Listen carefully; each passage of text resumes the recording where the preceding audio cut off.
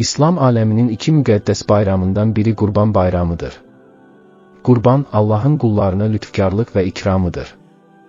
Qurban bayramı hicri təqvimi ilə Zilhiccə ayının 10, 11, 12-ci günlərinə düşməkdədir. Qurban bayramından öncəki bir gün Zilhiccənin 9-cu günü isə ilin ən xeyirli günüdür.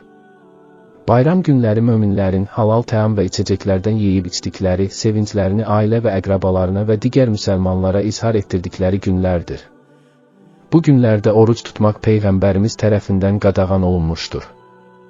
Müsəlman, hür, müsafir olmayan təməl ehtiyacları xaricində qurban ala biləcək məbləğdə pula sahib olan kimsələrin Qurban bayramı günlərində qurban kəsmələri vacib qılınmışdır.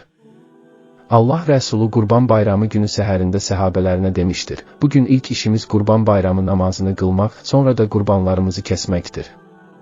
Qurban kəsərkən bunlara diqqət etmək lazımdır.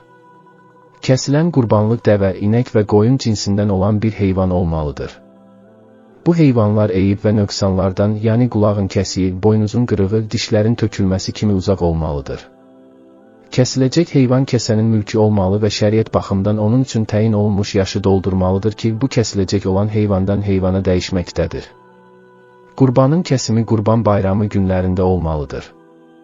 Qəssab kəsiləcək qurbanlığın nəfəs və qida borusunun kəsilməsinə riayət etməlidir. Qurbanı kəsən kimsə müsəlman, əqli qüsuru olmayan, hür bir kimsə olmalıdır. Qurban kəsərkən Allahın adı anılmalı, Bismillahi, Allahu Əkbər deyilməlidir. Kəsilən qurbanlığın qibləyə yönəlməsi əfzəl sünnətlərdəndir.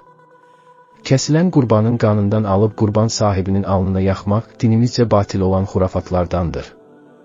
Hənəfi məzhəbinə görə Qurban bayramının ilk günü günəşin çıxıb mizraq qədər yüksəlişindən sonra bayram namazının əda edilməsi vacibdir, ancaq digər məzhəb alimlərinin görüşlərinə görə isə bayram namazının qılınması sünnətdir.